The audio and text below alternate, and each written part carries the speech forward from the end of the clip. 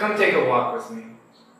Step outside your front door and look up at the electric lines in front of your house. This is where your energy comes from.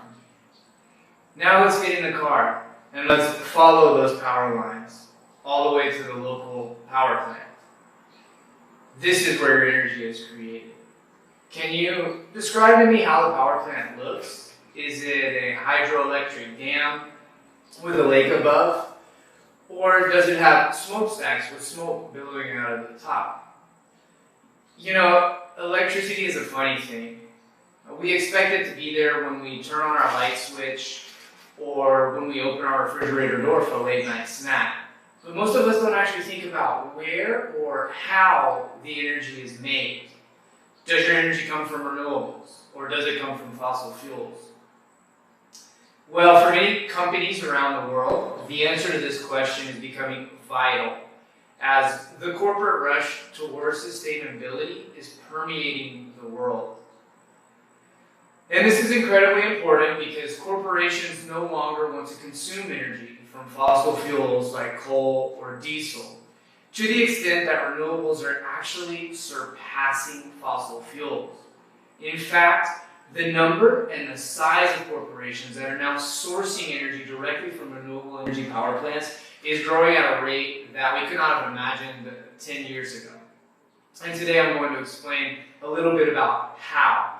You see, my job is to locate nation markets and construct and develop utility-scale solar power plants designed to provide corporations renewable energy. You can imagine there are a lot of moving pieces in a deal like this. On one end, you have investors who need 15 to 20-year contracts because they're risk adverse. And on the other side, you have decision makers at multinational corporations who aim to meet renewable energy targets. However, since those targets are not ultra aggressive, we really see that the thing that advances these projects is the ability for the corporation to reduce their electric bill and have a savings. The first real sign of corporations buying directly from solar power plants dates back to 2008. Through creative power purchase agreements or contracts called corporate PPAs, a renewable source of energy like the sun is transformed into an environmentally friendly solution that is economically viable for businesses. Some of the biggest companies like Google were leading the trend, and in that way you can imagine it was quite easy for others to quickly join in. Well, the trend boomed. It boomed, in fact, so much that by the end of 2020, participation was immense. It was so large that renewable power plants on this planet that are dedicated to private companies roughly covers a quarter of the size of Texas. So now that many multinational corporations have already met their goal of going 100% renewable in countries like the US and all across Europe, they're actually looking to source renewable energy in other parts of the world that might be a little bit behind those markets. And so in that way we find there's a lot of markets that are just more mature than others. In this way, it becomes the job of the solar developer to analyze individual markets and to offer company solutions. Imagine for a moment that you are one of these solar developers, and therefore it is your job to assess the marketplace and to help corporations purchase renewable energy. You're going to want to analyze 3 different barriers. So let's dissect each of these barriers one by one from the perspective of a solar developer. You are first going to want to investigate the country where you're doing business. And you want to know if they want renewable projects there. You would not want to sail the Pacific without checking the weather forecast.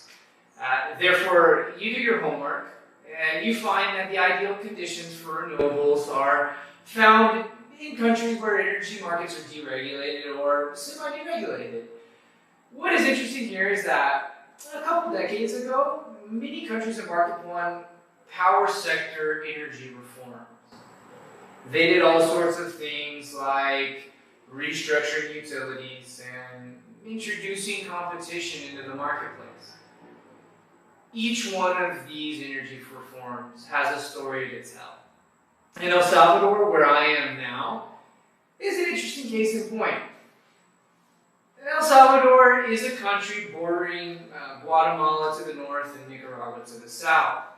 You see, the energy market was deregulated in the 90s, and the government designed policy to promote the development of renewable energy projects. Well, the most important thing this policy did was get rid of importation tax, and most importantly, get rid of income tax. Imagine if you did not have to pay income tax on a renewable energy project for 10 years. Well, of course, in this way, investors can save millions of dollars, and they are attracted to doing business and developing renewable energy projects in countries like El Salvador with such an aggressive policy. In fact, it is so fascinating because you see this policy flourishing around the country. When you go out and you drive around, you actually see renewable energy projects everywhere. Now, anyone who has been to El Salvador, they will tell you that El Salvador is a very small country. It only takes a few hours to drive across it. But you see, there are these beautiful, lush, green, volcanic mountains. And one of these is called the Boquerón volcano. It's around 2,000 meters tall. But when you drive up it, you get to the top and you're actually overlooking the capital city of San Salvador, which is a city that has so many factories and so many malls, but you can see solar panels all across the top of them. And these solar panels are saving energy for the businesses inside of the buildings, and they're helping promote a green economy. Now, when you drive right outside the capital, man, there are these huge biomass plants converting waste to energy from local sugarcane plantations. And you drive the windy highway down to the beach, and there are endless fields of solar panels. And also, a very sizable wind farm is coming online this year. And all of this because of a very friendly political climate. Well, on one hand you might say, well, this is great, what's the problem?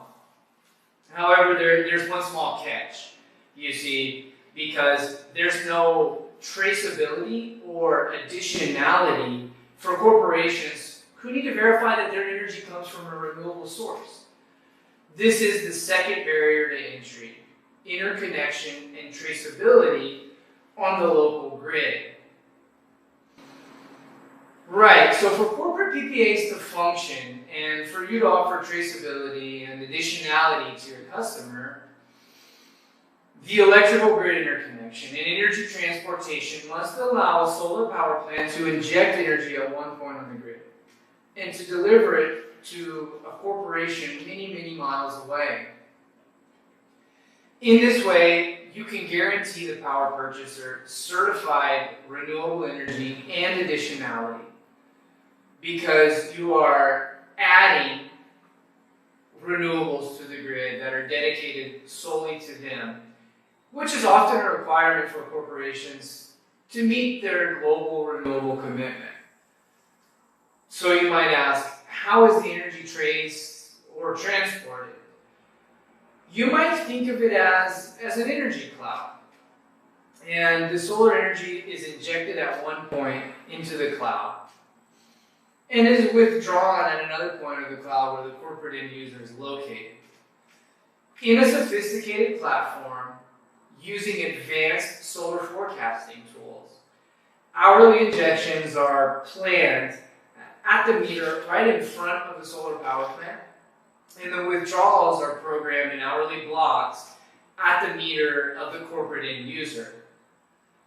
Any deviations in the forecasts and programming are settled monthly with the grid operator.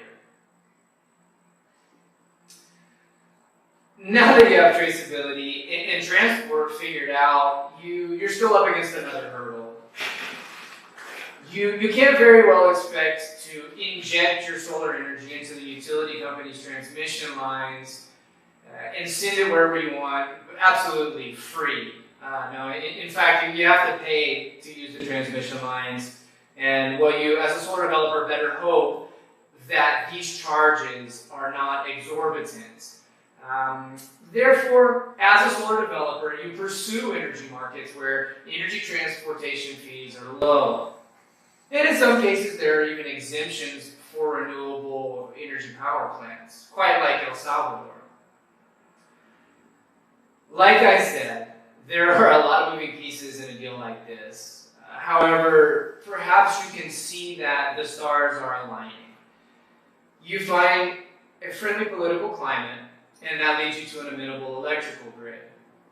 But you still need to find a good place to build the solar power plant. And land in the city is usually much more expensive than land outside the city in rural areas. We are talking about hundreds of acres, or the equivalent of thousands and thousands of football fields. And as you recall, the primary motivator of a corporate power purchaser is to reduce overhead by going green. This has to be an economic decision. So the cost of land matters in order to drive down the price of energy to the end user. But now you have a bonus. You can transport energy across the grid. You don't have to be right next door to the corporate buyer. In that way, solar developers can choose inexpensive and very flat land where the solar radiation is very, very high. You can even build one project for multiple corporations and take advantage of economies of scale. To further increase production of an off-site installation, you will install trackers, a sophisticated machine that connects to the solar panel so that it follows the sun all day long and really drives up the efficiency of the overall project. Now, this is really good news for you and for your customers because neither of you are worried if the solar panels fit on the roof of the company or if the company is actually geographically located in a cloudy area. And in that way, you find yourself on the other side of the physical and geographical barrier that we have been discussing. So by now, you can see that corporations are buying more renewable energy because it is economically viable in many parts of the world when these barriers can be removed. And renewables are actually surpassing fossil fuels. Something that I personally never thought that I would say in my entire life is that last year, in 2020, on an entirely global level, electricity generation from solar power surpassed electricity generation by oil. And in fact, oil and coal now account for less than half of all worldwide electricity generation. In that way, we really can say that we're over the tipping point. And especially since solar and wind are expected to account for 86% of worldwide electricity generation by the year 2050. So I believe that new, harmonious solutions are here for us to implement. But to wake up, we must first remove the perceived barriers. And to do so, we must first believe it is possible. Then we must be persistent. And third, we must be creative and innovative. So as for the future, the wheels are already in motion. More solar and more wind is coming online every year. The costs are plummeting.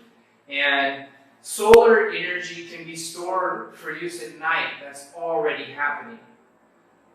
So this energy base will be the foundation for a new collective human society, not one where we pluck and we pillage, yet one where we strive for harmony. Thank you.